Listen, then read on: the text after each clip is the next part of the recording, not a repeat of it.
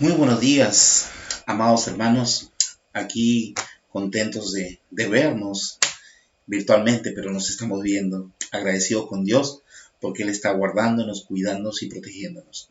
Hoy vamos a compartir una palabra, pero antes de ello vamos a pedirle dirección al Señor. Acompáñenme en una oración.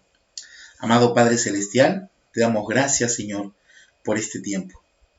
Te pido por favor, mi Dios, que nos perdones por todos y cada uno de nuestros pecados. Lávanos, Padre, límpianos, Señor, con la sangre de tu Hijo amado Jesucristo. Y hoy te pido por favor, Papi, que tomes el control de este lugar, que tomes el control de esta reunión, que tomes el control de esta reflexión. Y te pedimos, mi Dios, que tu palabra, Señor, venga de tu propio corazón a nuestro corazón. Gracias, bendito Padre Celestial, disponemos nuestro corazón y te pedimos que tú seas hablándonos, Papi. Gracias te damos y hemos orado en el nombre de tu Hijo amado Jesucristo y todos decimos amén y amén. Hoy, amado hermano, nos toca tocar un tema acerca de los juicios injustos. Y déjeme decirle algo, juicios injustos en el mundo secular hay muchos. Cuánta gente injustamente es culpable y cuánta gente realmente culpable es absuelta por juicios injustos.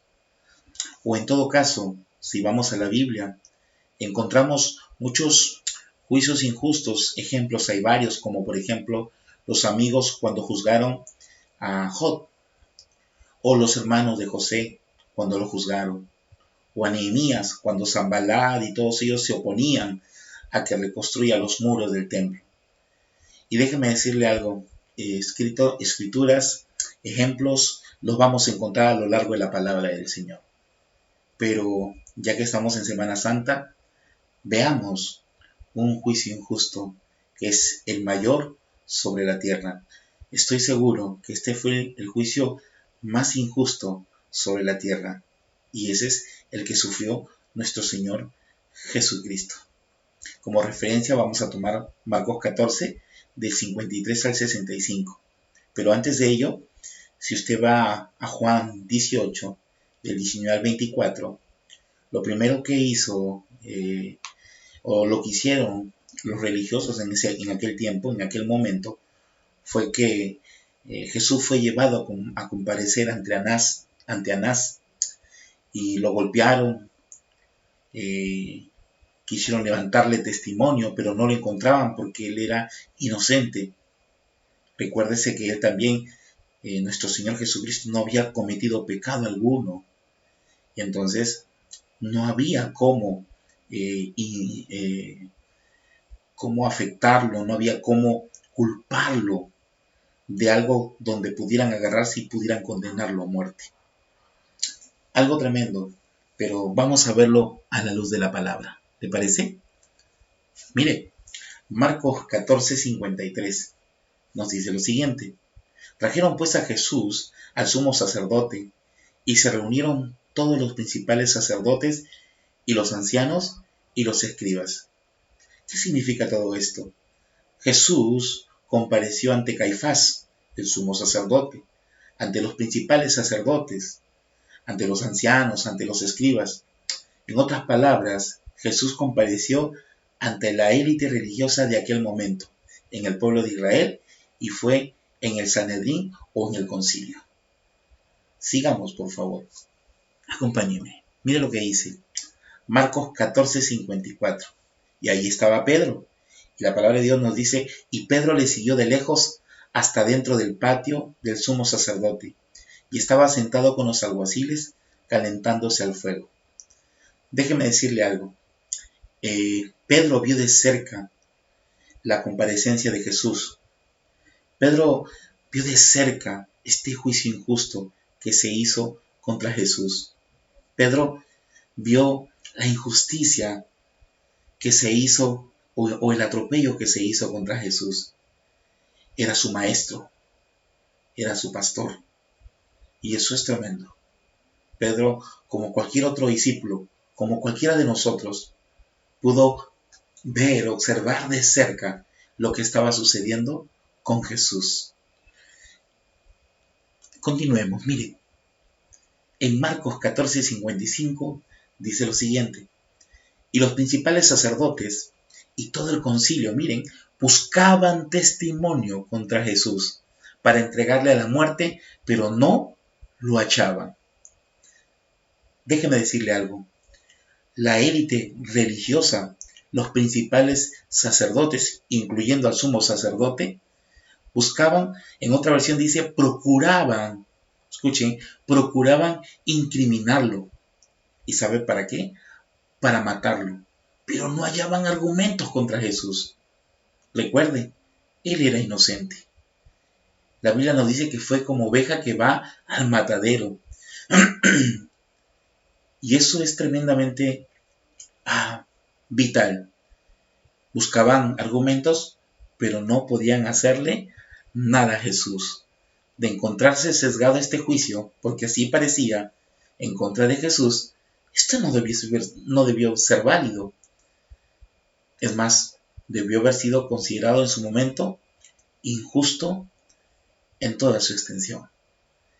Sigamos, por favor. Mire, en Marcos 14:56 al 59 dice lo siguiente, y aquí vamos a reflexionar un poquito más. Mire lo que dice ahí. Porque muchos decían falso testimonio contra él, mas sus testimonios no concordaban. Entonces, levantándose unos, dieron falso testimonio contra él, diciendo: nosotros le hemos oído decir: yo derribaré este templo hecho a mano, y en 3 días edificaré otro hecho sin mano. Pero ni aun así concordaban en el testimonio. ¡Qué tremendo es esta situación!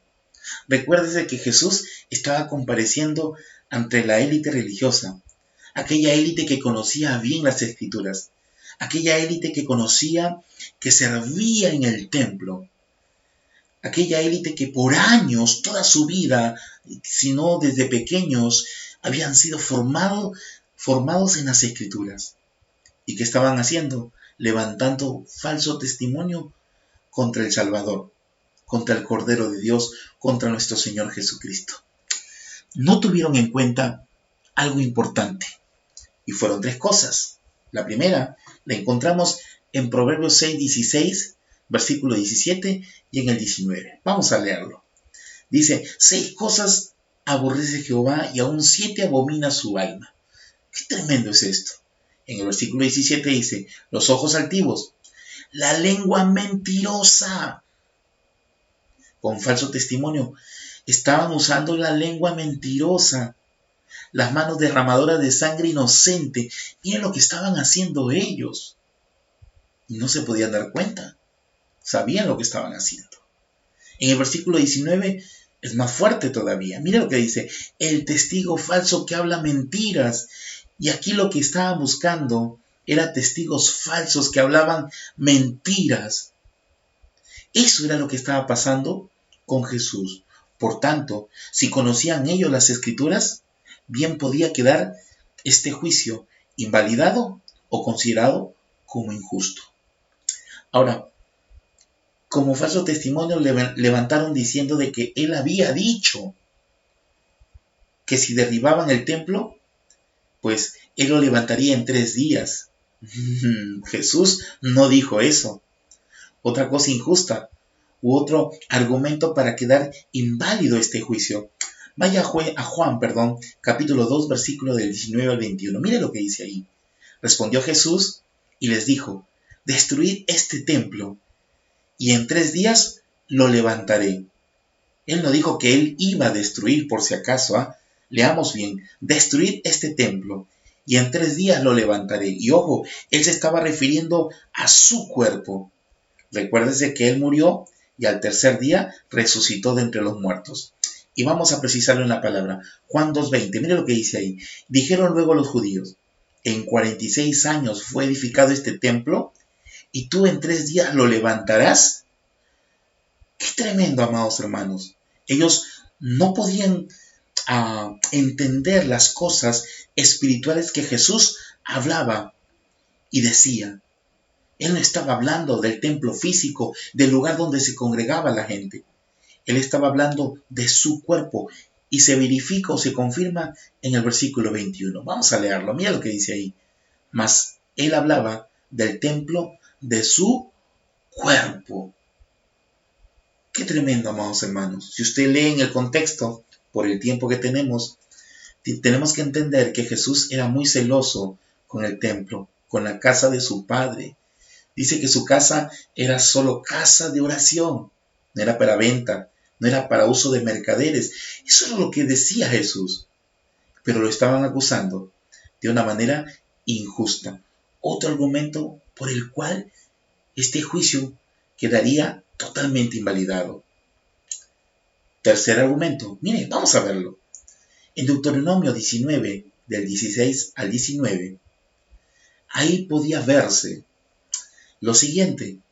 Dice, cuando se levantare testigo falso contra alguno para testificar contra él, que era lo que estaba pasando con Jesús, entonces los dos litigantes se presentarán delante de Jehová y delante de los sacerdotes y de los jueces que hubiere en aquellos días.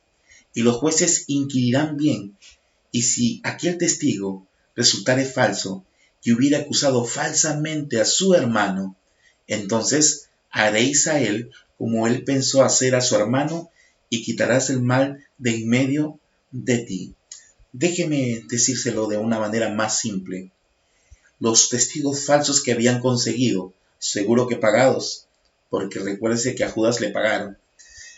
Estos testigos falsos, como no concordaban en su testimonio, esto, de acuerdo a la ley, de acuerdo a la palabra, lo que tenían que hacer es, así como Jesús estaba en juicio, los mismos testigos, los mismos que estaban dando testimonios falsos, debían haber pasado por lo mismo que estaba pasando nuestro Señor Jesucristo. Pero nada de eso ocurrió. Por ello, vea la dimensión de este juicio injusto, de lo que estaba sucediendo o aconteciendo con nuestro Señor Jesucristo. Vamos a continuar. Mira lo que dice. Mira lo que dice la palabra del Señor. En Marcos 14:60 dice lo siguiente. Entonces, el sumo sacerdote, levantándose en medio, preguntó a Jesús, diciendo, ¿no respondes nada? ¿Qué testifican estos contra ti? Y cierto, Jesús nunca se quejó. Él no abrió su boca para maldecir. Fue angustiado, fue afligido como cordero llevado al matadero. Y verdad que sí, cuando uno está en juicio, aquel que ha pasado por ahí, que ha ido a la fiscalía por algún motivo, culpado, no culpado, si ha sido funcionario público, sabe de lo que te estoy hablando. Déjeme decirle algo. La angustia es tremenda, la aflicción es tremenda, no puedes dormir, te pones de mal humor, te estresas, es muy difícil. Por ese proceso pasó nuestro Señor Jesucristo. Y ello me hace recordar la profecía a través de Isaías en el capítulo 53, versículo 7. Mira lo que dice ahí. Angustiado él y afligido, no abrió su boca, como cordero fue llevado al matadero, y como oveja delante de sus trasquiladores, enmudeció y no abrió su boca. Él permaneció callado, amado hermano. Y entonces, tiene que considerar esto. Recuérdese que Jesús, por decirlo de alguna forma, en este juicio sucedieron dos escenas diferentes. Una en el plano religioso, a través de Caifás y a través de Anás, y la otra en el tema secular o legal, a través del Imperio Romano, que ellos sí tenían autoridad para crucificarlo, mas no los judíos. Y por tanto, con este proceso legal con los romanos y con este proceso religioso, en cada uno tuvo que comparecer 3 veces. Del lado secular, del lado legal, déjenme decirle algo. Jesús primero fue enviado con Pilatos. Luego Pilatos lo envió a comparecer ¿ante quién? Ante Herodes. Y después regresó ¿con quién? Con Pilatos. Y de la misma forma, con el lado religioso. Y entonces, ¿se imagina usted la angustia? ¿Se imagina usted la aflicción? ¿Se imagina tal situación? Parece muy fácil hablarla en un corto tiempo que tenemos, pero muy difícil pasarlo en ese pequeño tiempo o espacio en el cual sucedían estas cosas con Jesús. Sigamos avanzando. En Marcos 14, 61 y 62 dice lo siguiente: mas él callaba y nada respondía. El sumo sacerdote le volvió a preguntar y le dijo: ¿eres tú el Cristo, el Hijo del Bendito? Y Jesús le dijo: yo soy. Y veréis al Hijo del Hombre sentado a la diestra del poder de Dios y viniendo en las nubes del cielo. Déjeme decirle algo. Hasta ese momento no le habían encontrado causal para juzgarlo o incriminarlo a Jesús. Pero Caifás, muy astuto en su maldad, si usted lee el versículo Mateo 26, 63, paralelo a estos versículos, habla que lo hizo conjurar. Le extrajo un juramento a Jesús. Y Jesús, por eso, al responder esta pregunta, no pudo evitar decir lo que realmente él siempre hablaba, la verdad. No pudo evitar esta pregunta. Él entonces respondió y dijo: sí, yo soy. Cuando él señala, cuando él afirma, otorga esta afirmación a los sacerdotes, y ojo, recuérdense que estaban en el Sanedrín, recuérdense que estaba con toda la élite religiosa, se espantaron los religiosos, gritaron entre sí, generó una palabra llamada blasfemia para ellos. Y déjeme decirle, no era ninguna blasfemia. Lo que estaba hablando Jesús era la verdad, pero ellos no comprendían ese tema. Y más aún, que Jesús, aparte de afirmar que era el Hijo de Dios, describe su condición delante de él. Describe su majestad y cómo iba a venir o cómo iba a ser su venida con resplandor y gloria sobre esas nubes. No creo que sean nubes, amado hermano. Yo creo que era la misma gloria de Dios trayéndolo a nuestro Señor Jesucristo. Y eso era lo que no podían entender este grupo de religiosos, que los llevaron a un juicio injusto. Como usted puede apreciar, Caifás lo indujo a Jesús. Y aunque logró su propósito, déjeme decirle algo. Yo creo que Jesús, en calidad de inculpado, en realidad era totalmente inocente. Y aquellos que lo enjuiciaban a Jesús, yo creo que eran totalmente culpables. Que es lo que hoy usted puede apreciar en este mundo. Qué mayor injusticia con nuestro Señor Jesucristo. Apena mucho lo que Él pasó y a veces no lo valoramos como tal. Pero continuemos en la palabra. Vamos a seguir leyendo. Mire lo que dice ahí. En el versículo 63-64 de Marcos 14. Entonces el sumo sacerdote, rasgando su vestidura, dijo: ¿qué más necesidad tenemos de testigos? Habéis oído la blasfemia que os parece. Y todos ellos le condenaron, declarándole ser digno de muerte. Y esto es tremendamente especial, amado hermano. Usted tiene que estar seguro de lo que está leyendo. En este caso, el sumo sacerdote Caifás rasga sus vestiduras, porque él quería escuchar lo que él quería escuchar de los labios de Jesús, incriminarlo. Y con tanta hipocresía, él rasga sus vestidos. Y digo esto, ¿sabe por qué? Porque la única causa en el Sanedrín para rasgar sus vestidos era si alguien pronunciaba una blasfemia.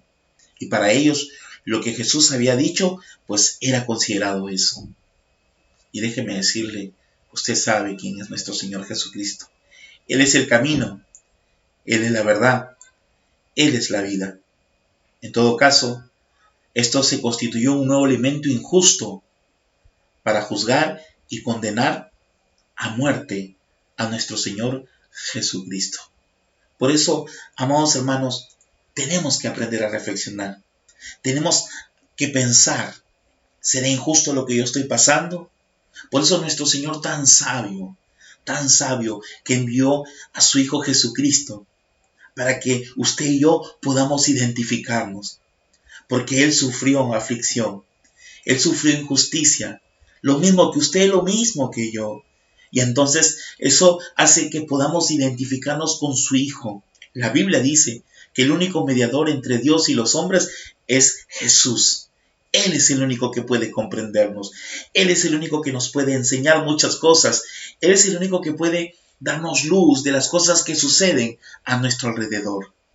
Por ello, ya para terminar, amado hermano, busque el versículo 65 y procedamos a leerlo. Mira lo que dice ahí. Y algunos comenzaron a escupirle y a cubrirle el rostro y a darle puñetazos y a decirle profetiza. Y los alguaciles le daban de bofetadas. Nuevamente recibió maltrato. No sé si usted se ha dado cuenta, pero alguien cuando escupe a otro es una señal de querer dañar. Es el desprecio mayor que una persona puede hacer escupiendo a otro.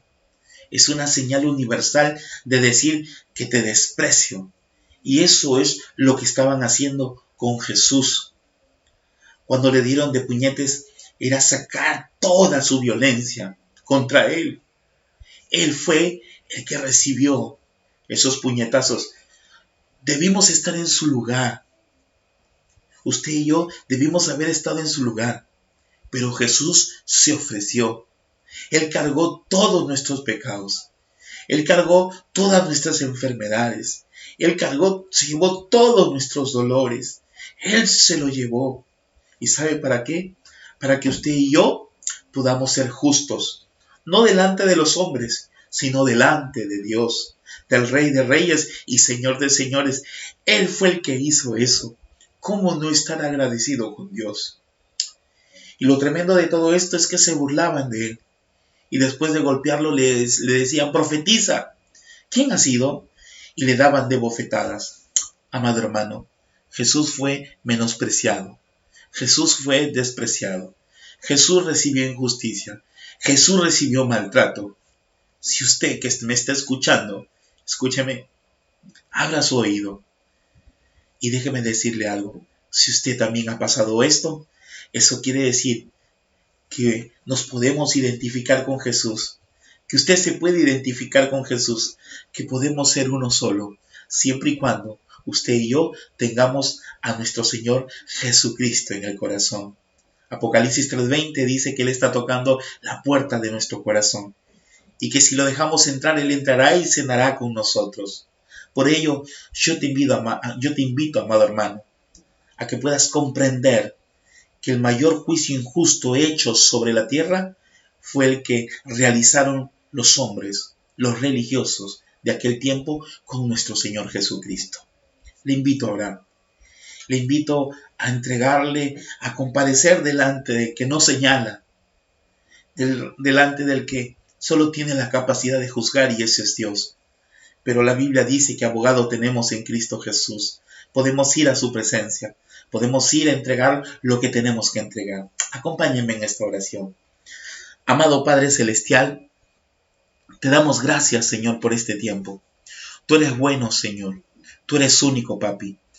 Y te queremos pedir, Señor, esta mañana, Señor, que guardes esta palabra, que la atesores en nuestro corazón, que la ates a nuestro cuello, Padre. Y te pedimos que, por favor, Papi, que transforme nuestro ser, que cambie nuestra forma de ver las cosas. Que Padre Santo, Señor, podamos entregar, Señor, todo sufrimiento, toda amargura, toda angustia, todo dolor, todo aquello que mis hermanos que están ahí escuchando, Señor, te lo podamos entregar. Llévate toda amargura, todo resentimiento, todo aquello que hemos pasado injustamente, Señor. Hoy hemos comprendido, Señor, que la mayor injusticia la pasaste tú, Señor. Por ello, hoy venimos delante de ti y te pedimos perdón, Señor. Sella estas palabras en nuestro corazón y haznos cada día mejor, papá. Y si tú me estás escuchando por primera vez, te invito a que recibas a Jesús en vuestro corazón. Repite esto conmigo, amado amigo. Señor Jesús, hoy esta mañana te doy gracias por permitirme escuchar tu palabra. Hoy he comprendido algo, que la injusticia mayor, el juicio injusto mayor sobre la tierra lo recibiste tú. Déjame decirte algo. Hoy me arrepiento de todos mis pecados, pero también quiero pedirte, Señor, por favor, que permitas tú entrar en mi vida, en mi corazón. Entra en mi corazón, entra en mi vida. Te lo autorizo, Señor, y cámbiame, transfórmame y ayúdame, Señor, a conocerte en tu verdadera dimensión, como tú quieres que yo te conozca, Señor Jesús. Vamos, dígaselo. Y te pido por favor, Señor, que yo y mi casa queremos servirte a ti, Jesús. Gracias, bendito Padre Celestial, por este tiempo. En el nombre de Jesús hemos orado. Amén y amén. ¿Ve? Algo simple, pero muy importante en la dimensión espiritual que Dios hoy ha escuchado. Ha escuchado de su voz, ha escuchado de sus propios labios esta oración. Amados amigos, muchísimas gracias. Esperamos que le haya gustado esta porción de la palabra, que usted pueda reflexionarla en casa y que podamos entender que el juicio injusto mayor sobre la tierra fue el de nuestro Señor Jesucristo. Dios me los bendiga grandemente. Hasta otra oportunidad. Gracias.